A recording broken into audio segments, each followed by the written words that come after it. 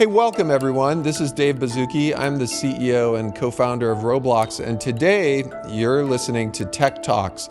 Today we're digging into all things AI creation and generation. We're going to both go high level as well as deep. We've got two of our arguably engineer/scientists who work on these models. Kiran, Bhat, great to have you. Thank you. Okay, and Alberto, Hojel, great to have you as well. Thank you very much. Okay, cool. So, wow. So just some background before we get started. Both of you have a common trait of interesting thing to have people come to Roblox. You were working on your own companies at one time, which is a great trait for the way we like to roll here, because we're looking for people who take the long view and get stuff done. Quick snapshot of what were you working on, Kiran? So I was working on a startup called Loom AI. Yep. We were building tech for real-time facial tracking and avatar rigging. And when we joined Roblox, we brought all the technology in, and now we have real-time facial capture facts in Roblox. Yeah, and it's interesting because when we met you, it was very early in the AI space. You had already figured out how to run a pretty complex model client side on devices, see what's going on and turn that into facial animation. We have that live on Roblox now. That's right. Right. We've just gotten started with some of that dream and we have a long way to go. And then Alberto, can you share what kind of company you were working on? Yeah, of course. I was the co-founder of Lucid AI, and we were working on video world models trained on real world imagery, trying to make a hyper-realistic dreaming engine. And actually, funnily enough, I was also part of YC as well as Kiran. Okay, so that's cool. And it's really interesting because the kind of product you were working on, a world model, for some reason, I used to think of it as real-time dreaming. And you named the company Lucid. So that was kind of a interesting coincidence. Yeah, absolutely. We took a lot of inspiration from lucid dreams, because in a dream, you're able to take actions in this environment and it rolls out and it responds to your actions, but it's sort of unbounded. You can really do whatever you want. So that's what we wanted to capture in our video world model. Okay, so before we even jump in now, I have to ask you about your lucid dreaming capabilities and skills. Like, how good of a lucid dreamer are you, Alberto? I used to be good. In lower school, I used to read a bunch of books, and you can learn about all these tricks, these reality checks, like holding your thumb and trying to pull your thumb out of your fist. You can't do this in the real world, but in a dream, you're actually able to pull your thumb out. Another example is you can block your nose. You can't breathe in the real world, but in a dream, you can. So there's these reality checks that you can accustom yourself to doing so that when you're in a dream, you can realize if you're dreaming and become lucid and actually take actions in your dream. Yeah, so this takes, just so what Alberto's talking about is it's a very interesting skill of being aware that you're dreaming and doing it without waking up and then influencing your dream. And it takes a fair amount of practice. There's a famous scientist at Stanford, Stephen LaBerge, who had a dream lab, and he actually made a device that flashed red lights when you were in REM sleep. And rather than thinking about your thumb, the way he did it with the subjects is you walk around all day long, and whenever you see red flashing sirens, you ask, am I dreaming? And so then when these people would wear this thing at night and it would start flashing, they would in the dream ask, am I dreaming? Just like you had a cue to pop into that. So, but fast forward to today, everyone can lucid dream because we're talking about world models. First, we're going to dive into 4D creation. And I remember being in the very early days of the AI world, that's like 2 years ago. That's right. I went to events and so many people were working on what we would call 3D generation at the time. Yep. You know, there's something interesting about video game assets, especially Roblox assets. We call them 4D assets. So you can share a little about what is a 4D asset and what is our cube model? Yeah, so maybe I'll start a little bit before the 4D, 3D piece, which is what inspired us to build the 4D model. So in the AI world, we've seen text models, LLMs, that have really dramatically improved in the last few years to basically predict the next token, which resembles intelligence, right? So the idea of... And a text model would be if I go to the Google prompt or ChatGPT or you name it, an AI system, and I type in, typically make a Dr. Seuss poem about myself, and all of a sudden the poem comes out. That is text generation. That's exactly right. And I think the science behind it is what we call next token prediction. So these systems at scale are able to predict what the next word is, given the past words it has generated. And that the ability to predict the next thing is the basis of intelligence in the current systems that we call AI. And we were inspired by that. We were also inspired by how image generators are able to produce really beautiful images in response to what a user is able to type. And these two systems were maturing quite a bit around the time 2 years ago. And what we wondered, what if we can bring the same capability in 3D? So, because our platform is a 3D platform, ideally, you want the capability to generate 3D content. That's right. That is, we started out with geometry and textures. And to be able to do that, we got inspiration from LLMs. So we set up the problem of 3D generation as a next token prediction. Yep. But the token now is not a text token, it's a geometry token. Right? So that was the big breakthrough where we came up with a way with this cube model to tokenize geometry in such a way that we can put that into a next token prediction system, and that's called an autoregressive transformer. So a couple things to think about first. So for everyone out there thinking about how complicated the output of like the Dr. Seuss poem or the whatever, I think what you're saying for the non-AI experts, that's actually simply predicting in a sequence what are really good text tokens following that. That's exactly right. So that's one big approach of how to think about modeling systems with what we call generative models. So this is the next token predictions. That's right. There's another class of techniques which is called diffusion models, which we would use for images. Which we use for images, and it turns out that both of these techniques are useful for modeling geometry as well. And just to explain diffusion a little bit, this is also, like, I understand it's pretty radical to think on the text side, we're just generating the next token. On the diffusion side, we're iterating, I believe. Yeah. Like, how close am I to something that looks good? And doing that time and time again in a way that every iteration cycle, it gets better, I think. Yeah, I think what you can think of it as, if you think of a signal that you're trying to model, right?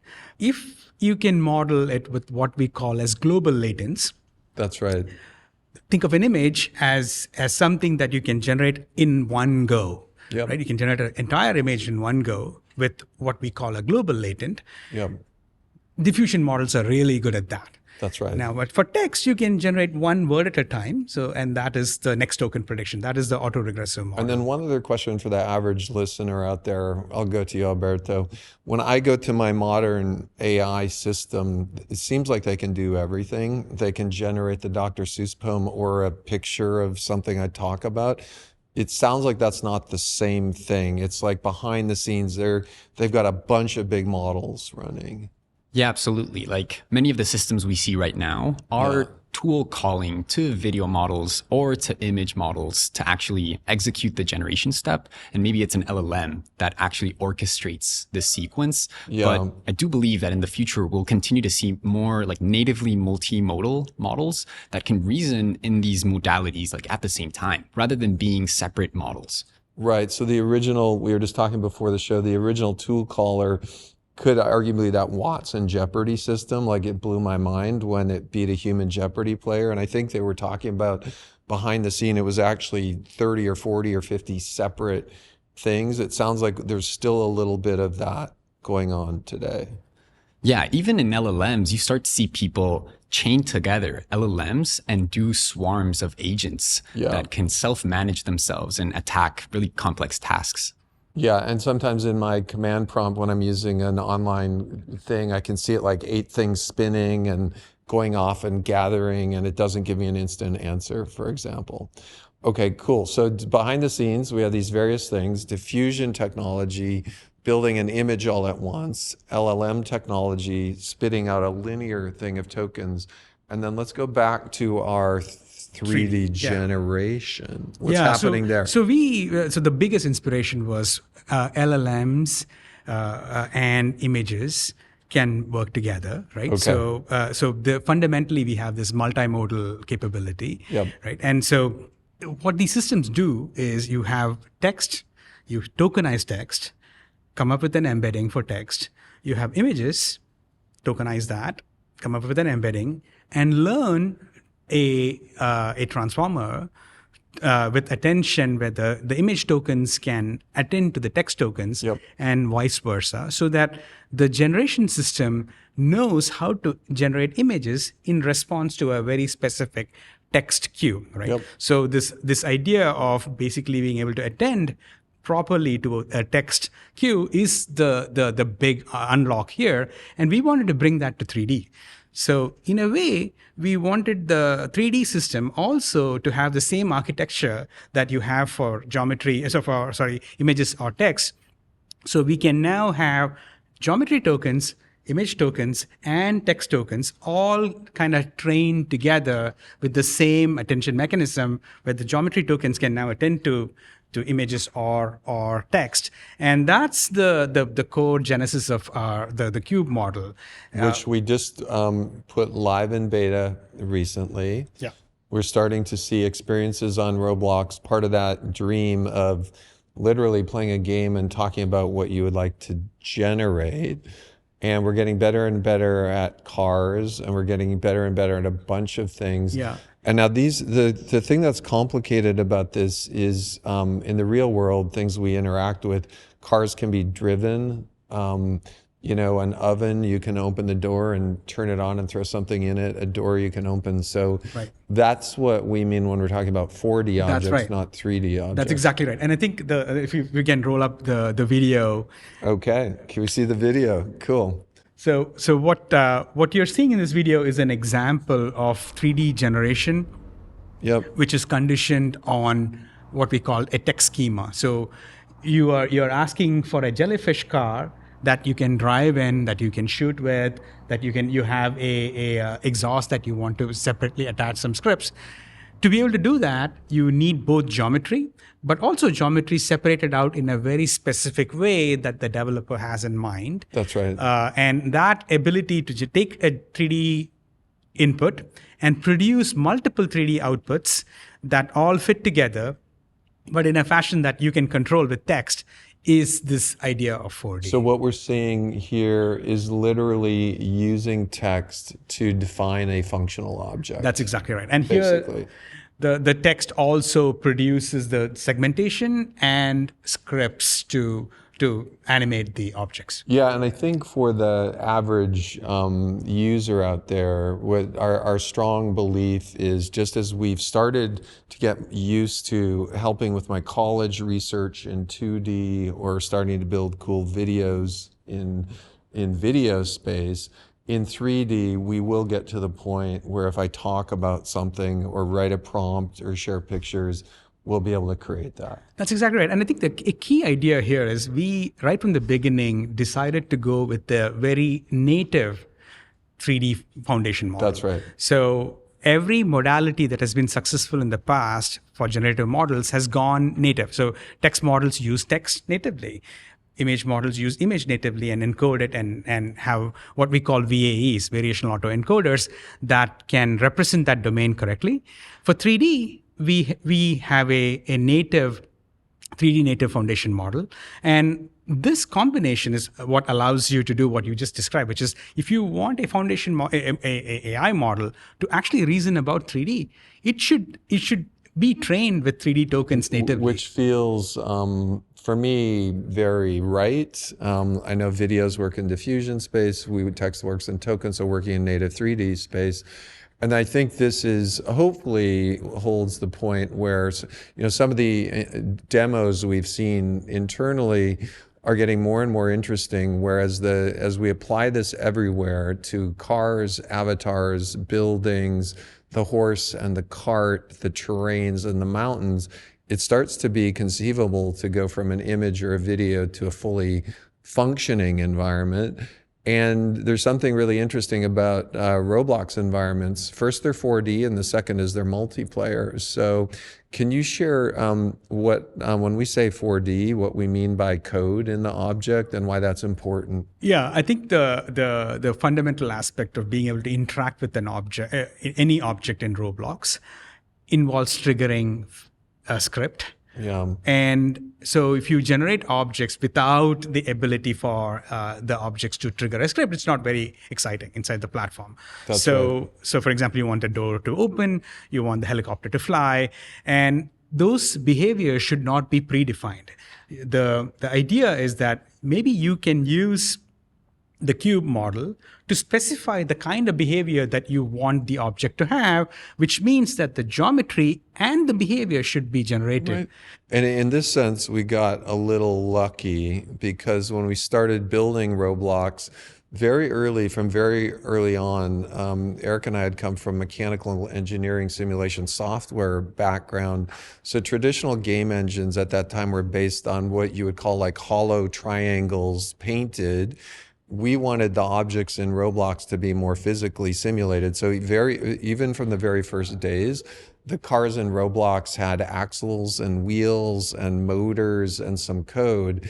And so a lot of things that were hard in video game programming, like what happens when the wheel falls off the car, that's just that's what happens in the real world as well. So in a way, because we started the company focusing on physical simulation with a lot more to come, like we're not all the way there, it creates this nice dovetailing with functional models where we can start building more rich objects, I would say. That's exactly right. And I think all the things that you mentioned that makes that car functional, the wheels, the axles, the torques applied to the motors, all of those need to be generated along with the geometry. And it's the combination of the two that allows us to, at an object level, make it 4D. And imagine now we can do this for the entire That's right. world. And I think that's the vision where we think the combination of geometry plus geometry as in geometry, meshes plus textures or primitives, along with the code that makes them functional at a world scale is the eventual vision for where this is going. Okay, so there's two other things we're going to skip today, just to kind of whet everyone's appetite. When we think of very rich worlds in the video game space, we also think of NPCs, non-player characters, all the way back from sci-fi, robots, and all of that. That's literally a whole other podcast that we're going to talk about at some point. But that it's a very interesting parallel to that, in that in addition to the rich humans in a space, you can imagine rich NPCs that are virtual doppelgangers in a video game space, and those are also 4D objects. So we're not going to go deep into that. We're also not going to go in today the future of, just like when people build software, they use development environments, whether it's the old Visual Studio or Claude Code or Codex, how Roblox Studio is evolving to be really a native AI 3D, 4D thing. So just whetting everyone's appetite. But we're going to stick with kind of the way the real world is built and simulated.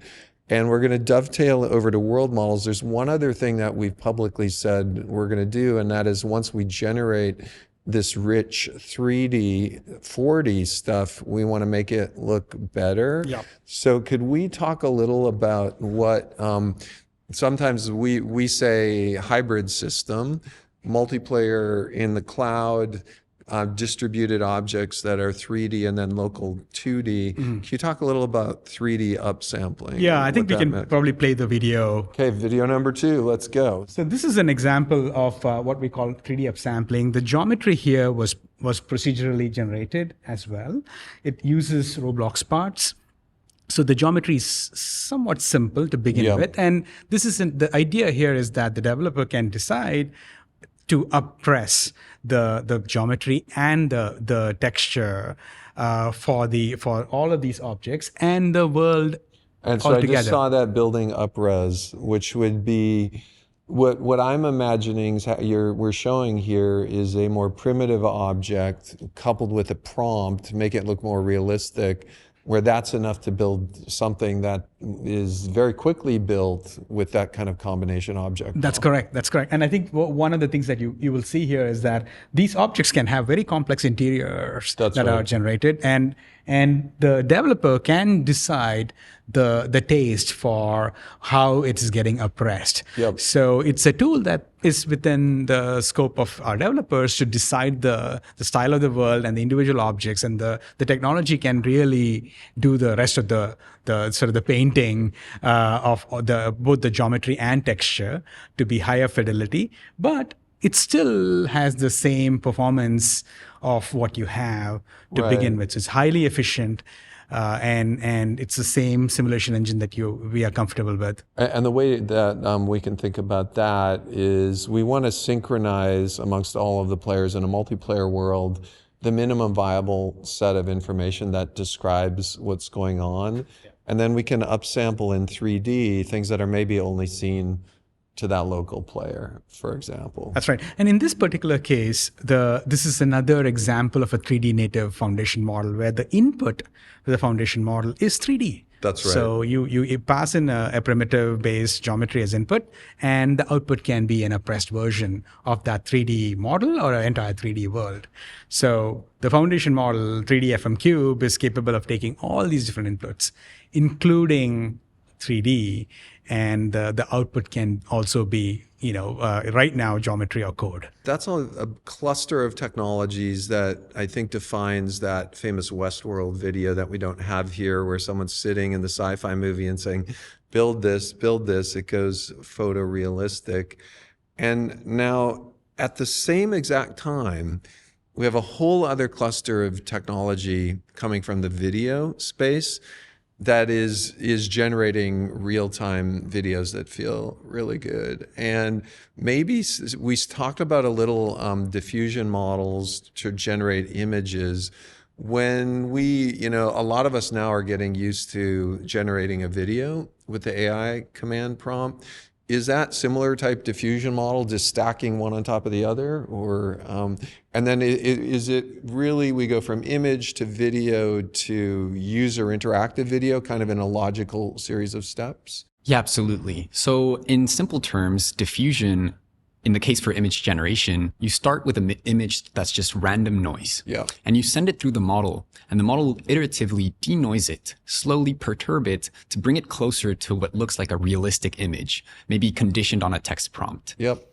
It turns out that trying to model all this pixel data, there's a lot of high frequency details that don't matter that much. For example, hair or carpet. So we end up wanting to encode the images with a VAE, a variational autoencoder. So we compress the images into a smaller latent space. So this is what we actually use to do diffusion. Yep. And so in the diffusion model, it's learning to map from random noise to this latent based on a text prompt. Okay, so even if I'm at a 4,000 pixel object, we're not necessarily modifying all those pixels. We're converting it into some latent space, it sounds like, and then diffusion on that latent space. And then if we blow that latent space back up to 4K, do we see a good-looking image in that case? Exactly. Okay. That's the hope. And then on the iteration side, I'm curious, how many iterations does it take to go from this random noise to something that might look good? It takes many. So this is one of the limitations of diffusion models. You need to do many forward evaluations with your model. Like 10, 100, 1,000? Around 100. Okay, so that actually seems pretty amazing that a bunch of random noise converted into this other format, 100 iterations, something pops up. Okay, and now just like in the language models, which it seems very interesting and amazing to me, that I'm not really talking to a real person. What I'm just seeing is a natural prediction of what's the best next token. In diffusion, my understanding is it seems like it's going a little uncontrolled. Like that first step, it's just that's a little better to what I've asked for.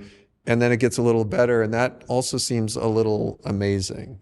Yeah, I mean, the reason you're because you're starting from random noise and each time you have to do 100 steps to denoise it, every time you run it, you'll get to a different output, even if it was the same text prompt. So these diffusion models, you train them on all these data points, and maybe they're compressing all these data points into its weights in some way. And then when you do inference, it's somehow interpolating between all those data points and giving you novel data samples that you haven't seen in your data set. So the one way to think about that is if I'm doing image gen on my cool AI system, it looks amazing, it satisfies, but I'm assuming there's a billion other images that could have looked just as amazing. Exactly, yeah.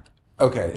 Yeah, it's a sample from a distribution, right? And I think you're basically, even with the text models, it is a probabilistic. Because when I see that image, I assume that is the best image in the world. So it's kind of crazy to think it's just one of billions that could have been generated. Are we doing that same number of iterations on every frame? As we, if generating 30 seconds of video times 30 seems like 900 of these frames, is it 900 times the work? So when you go from image to video, you're essentially adding another dimension. Yeah. So if you imagine when you compress that image into your latent, it's some sort of tensor. Okay. If you want to do the same thing for video, you just have one additional dimension. So that means I do the whole video at the same time? Correct. Okay. So that's more information. And then to do the videos at the same number of iterations, or because it's now so many frames, more iterations, would you say? Well, typically you would use we see even bigger models are used to model video. So you can still use around 50 steps to get good outputs. So that's even more mind-boggling in that all the frames are being generated at the same time in some video latent space rather than image latent space. So that's stretching my mind now. Mm-hmm. So a couple of fun things. The modeling in latent space is both compressing the signal to something that's much more manageable, but it also seems like if you compress it properly, you're able to learn with these diffusion type systems or autoregressive systems. But learning the original signal is just completely out of reach. Yes. So in a way, the reason why these things work is because you are able to compress the models using a encoder into these latents. And once you learn the latent distribution of latents, you are able to decode it back into the original signal, right? It is still a probabilistic thing. For video, typically you would compress 4 times temporally. Okay. So 4 frames get compressed into one latent frame. And then spatially, you would compress by 8 times or 16 times. Okay. So 8 in each dimension? Correct. So 8 times 4, 64 times 4, 256 compression. Okay, and then how about on 3D? So I think the size of the latent is ultimately what matters, right? So we have 2 representations for 3D. We have what's called a vexet representation and a voxel representation. These are 2 different ways of doing 3D. And the vexet representation, I think we compared that the size of the latent is 1024 dimensions, and the channel dimension for 3D is 64. Okay. Whereas for image, it was 8 or something, and for video, we calculated it was 24, right? So even for a single object in 3D, the number of dimensions is at least 3 times. Got it. Right? Information that you have to somehow learn to model a single object's geometry compared to a video. That's super interesting. And so that's the complexity of the problem in the latent space. And as you increase the dimensions in the latent space, it is harder to learn with these diffusion models or even the autoregressive models. And that's why this tension between the representation and the VAE and the model, the generative model that learns the latents, the space of latents, that's the dance. Okay, so now we're going to fast forward even more because we've talked about text tokens, image diffusion, video, and 3D and 4D. And now we're going to go into world models, which I think I saw the first one a year and a half ago, very primitive work. And the first time I saw one, I said, this is really amazing because what a world model does is generates video, not just by what I say, but I'm interacting with it. Could you maybe share high level to start what a world model is? Absolutely. So at a high level, a world model takes in the current state and an action and tries to predict the next state. Yep. This state can be in frames, in pixels, or it can be in 3D, like how a regular game engine would work, or it can be in language. Some people think language models have internal world models happening in their heads. The issue is when we want to move into an interactive video model, we need to make it able to respond to your action commands in real time. That is like the necessary feat that we need to accomplish. So rather than the video is all made in one shot for 30 seconds a minute, whatever, we're constantly building frames of the video at 30 hertz, basically. Yeah, exactly. Like if you generate maybe 5 seconds in one go, that means you can only input the action once every 5 seconds. Yep. Okay. And so in video games, people are used to 30, 60, 120, 240 hertz response. And so there's a lot of generation going on. If it's not all at once, is it predicting just the next frame, or is it predicting a little bit the next frame, but a little bit of all the frames after it, as you swipe through it? Yeah, so we use autoregressive video models. Yeah. And so what it does is it'll actually use diffusion to generate a chunk of frames. Okay. And then it'll add those clean frames to the KV cache. Yep. And then autoregressively generate the next chunk of frames with diffusion. So it's kind of like a mix. You're using diffusion to do the local generation, and you're using autoregression to be able to make it, input your actions at any point. Okay, and do we have video for this? Yeah, of course. Okay, let's pull up video. And so this is a world model built internally, right? Correct. Okay, and share what's going on. I see we're reflecting ASDW in the arrow keys. Yeah, so here I prompt it with a red frog in a medieval land, and you see I can navigate this world, and I can even change the environment. I can ask it for a thunderstorm to begin. So behind the scenes, you're typing a prompt as well. And I can walk around, and I can even ask for angel wings, for example. Nice. And I can try to jump and keep on jumping and see if I can gain flight. And then I input the text prompt that I'm flying above the clouds. Okay, so you said start flying. This is this is a little like real-time dreaming. Mm-hmm. Like literally, no one's ever seen this before. Mm-hmm. Probably this is your single dream. Like you said, with the video models, everyone's different, which is also very fascinating. So now there's a couple crazy questions. So one question, so as I think about these world models now, there's a stack of video frames, and there's a couple things we've thought about. What happens if I turn around and then turn back around? Do I see the same thing? Yeah, this is a current limitation of video world models. Because the computation of attention scales quadratically with the number of tokens, we have to limit the size of the context window for it to be able to run at 16 FPS. And the context window would be all of the prior frames you've kind of traversed? Exactly. Okay. Yeah. And so those context windows, in a way, are the memory of your dream. So it's almost like when you're dreaming, you're only remembering 5 or 10 or 20 seconds. Exactly, like a goldfish. Okay, got it. So, is that the memory of a goldfish? Exactly. Okay, got it. So right now we're goldfish in world models. If we turn around, we don't necessarily see it. The next thing I'm curious about, and we've debated this, is if I put 50 people playing chess in the world model, and we're using this diffusion technology to predict the next frame, it feels like we don't have enough computation power for the individual 50 brains to make the chess games logical. Is that a fair assumption? Yeah, so I would say it really depends on how you train the model. Yeah. So these video models, they learn visual patterns. That's right. So if you were to train it on a bunch of recordings of chessboards with the pieces moving around, it may actually be able to learn these patterns and learn how the pieces move on the board. Yeah. But let's say, for example, you wanted to, talk to Abraham Lincoln. That's right. And ask him something about history. This knowledge isn't necessarily embedded in videos. So training purely on videos, it's going to be hard to be able to elicit that knowledge from the world model. So yeah, it seems that we might need to supplement it with language models that might bring in that more like reasoning power. So then this kind of comes back to maybe what we would consider the most difficult technical problem. We used to say the most difficult technical problem at Roblox was put 10,000 people in a soccer stadium, have them all talking to each other, be able to wave at someone across the stadium, have them wave back. So that's like a validating, we're doing a real-time simulation of 10,000 players all synchronized and kept together.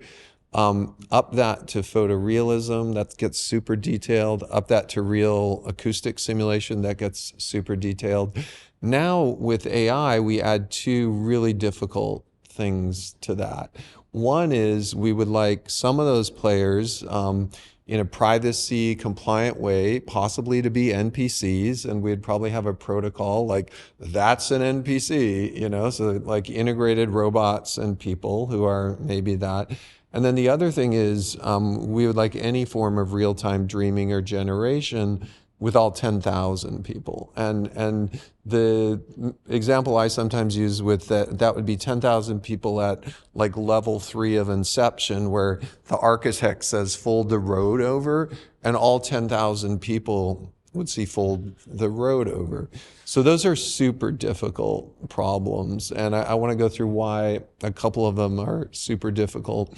One is it may be to synchronize all 10,000 of those players. We're not exactly sure what it's going to be. And we mentioned world models today synchronize in the video latent space, the memory of one. Roblox right now synchronizes in a hyper-efficient memory-based 3D space, right, which can actually synchronize those. The dream, I think, it's fun to talk about, would be, is that the future? Is there something even beyond that, which is a 3D geometric latent space where you could run a world model on that? It's the synchronization technology in that. And who knows what that will be, whether it's proprietary or whatever. When do you guys foresee a convergence at some point? And if so, is it in 1, 5, or 20 years? Ooh, it's totally dreaming space right now. So I think you're hitting on a number of really interesting points here. So to just I hope so. Yeah. Those are the hardest points. The hardest points, yes. Going from 1 to 2 is already a big unlock, in our opinion, or 1 to 2 to 5 players, right? That's right. So the ability to do multiplayer will expose a number of interesting technical That's a little like insights. Proof by induction, right? Yeah. If it works for 1 and it works for n and it works for n plus 1 or something, it might work for anything. Right, exactly. Maybe, yeah. although that could have the end of the 15th scaling problem. Right, so the scale is the real question, but it opens up a question of whether we can model the synchronization between these players in the latent space of the model, Yeah. or we need an explicit model for 3D, the way you described it. So think of another forward dynamics model that is in 3D in a space that we know how to control, and that's the memory, right? That's my own opinion, is that what it's going to end up being is what is the most hyper efficient synchronized 10,000 person thing, whatever that will be. And everything will flow into that. Right. I think the answer, and to answer your other question, that the 1 year horizon is we'll figure that out. Okay. Like we'll figure out the architecture choices. We are already making a lot of progress. Simply adding video data from multiple players doesn't scale, right? Because you have this quadratic problem.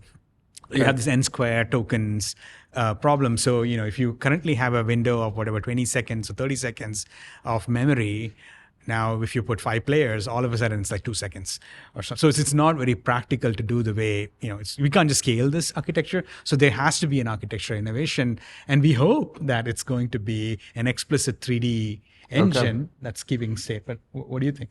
Yeah, the reason attention scales quadratically is because you're comparing every token against every token. That's right. Maybe you don't need to do that. Yep. Maybe with multiplayer, you can do some sparser synchronization.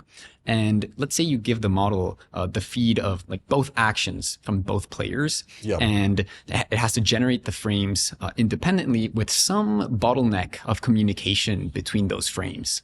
And the bottleneck of communication may be the minimum viable synchronization state. Yeah. In whatever that ends up. Mm-hmm. Regardless what that is, if that's the minimum viable synchronization, it does mean downstream to each player, we can do as much 3D upsampling, 2D upsampling generation, because all we really want to do is synchronize the individual players. Yeah, if these like global latents can synchronize the views of different players, then maybe that means we can decode actual 3D geometries from those latents and maybe plug them back into Roblox's game engine. The good news is we have the data to do this. And I think that is a really big enabler to doing all these experiments. There's a lot of activity right now around, when people build AI systems, they need data and they need training data. And I'm pretty sure all of the text in the world is pretty available for all of these models to start training on. And then more and more image data and video data is very available. And then what we're seeing, I think, more and more is each company that has its own proprietary data can build very good models on top of that. And a lot of companies have proprietary data. The fun data that we have at Roblox is the history of all of the players. And so we have about 13 billion hours a month, and there's some interesting characteristics of that data. So I think when people see someone playing Roblox, they think in terms of video, but I think that data is richer than video, right? Like there's something even richer behind it. Could you share what's rich about it? Yeah, I think the key thing here is interaction data. That's right. To train these world models, you essentially need pairs of like actions and reactions from players and the state. And this is exactly what we capture with our data model recording. So what that means is, in a privacy compliant way, in a way we'll never sell the data, we're moving to the capability for all 13 billion hours in Roblox to store all of that. Text, image, what people say, how they move. There's a lot of advantages for us there on the safety side. We can go back and scan all of that in real time for safety stuff. There's interesting capabilities for broadcast, for example. You could imagine, just like I'm imagining someday, just like I have my photos and my videos, having my personal access to my Roblox life would be really cool with a search prompt, like find every time I played with Kiran and go back there and play it back. Because this is native vector 3D data, we could reshoot scenes together of what we've done. We can up-res it. We could up-res it. We could find our favorite moments. And then finally, we can train on it, which is super good.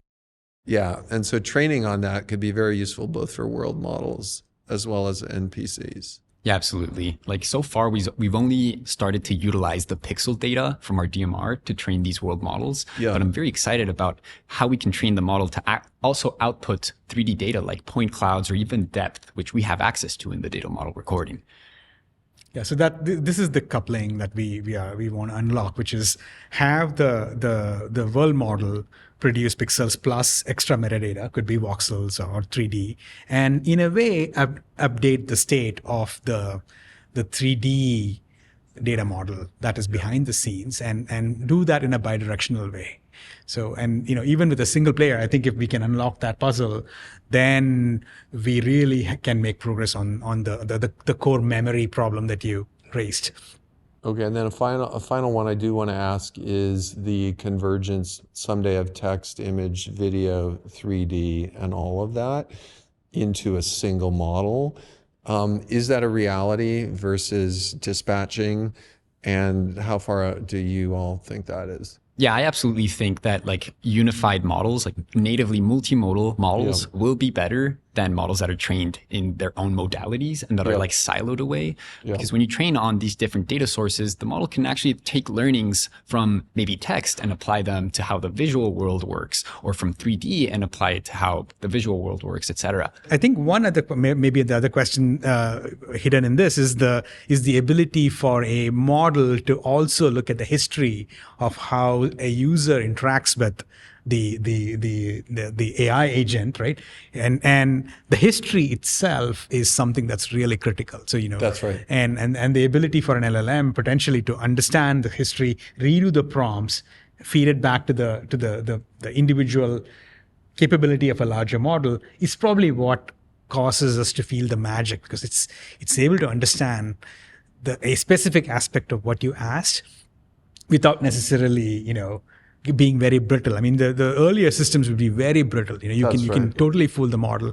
But now with this combined capability of having a larger orchestrator LLM behind the scenes, memory at that level, and individual models having multimodal capabilities, it's just a very powerful concoction. Okay, now I'm going to pop back to kind of a outside view of this, because we've been getting so technically deep, and ask you guys kind of an out-of-the-box question. And I would say it's an interesting time socially, because I think all of the world is coming to grips with what does AI mean and where is this going. I tend to be actually very optimistic. And so my optimism would be there are going to be new types of jobs. I think there's going to be a whole new set of things people do that are going to be very interesting. I'm arguably as optimistic as in the Industrial Revolution, when there was some concern jobs are going to go away, but we've ended up being kind of happy with it. But I'm curious where you guys think, like, do half the people stop working with AI? Or are there a whole new set of jobs that we're going to do? I think people work much harder now. That's true. Yeah, I don't think humans are prone to stop putting in the effort. That's right. Stop working. That's right. So maybe AI creates a whole new set of types of jobs that we do that we can't even imagine. Yeah, I think these are tools, right? I mean, I come from a visual effects background. I think when CGI came about, there was a similar sentiment that, so you saw Hollywood go through, like, all the animators are going to disappear. Yeah, except it didn't. Yeah. Right? I think it just, when performance capture came about, people were like, oh, animators are going to go away. But actors were able to bring life into characters in a way that was not possible before. So we think it's very similar with these AI technologies. These are very powerful tools, and in the hands of the right creators, it can be very empowering. Okay, so coincidentally, we have 3 optimists about the future of humanity. Great to be here. Everyone's going to have a job, and it's going to be different. Great dive in there. I hope we didn't go too technical for everyone. I hope we intermixed it with some high-level concepts. So Alberto and Kiran, just like so great to have you guys. It's really good. It's a pleasure. Okay, thank you. All right, so this is Dave Baszucki. This has been Tech Talks, and we look forward to seeing you next time. Thank you very much.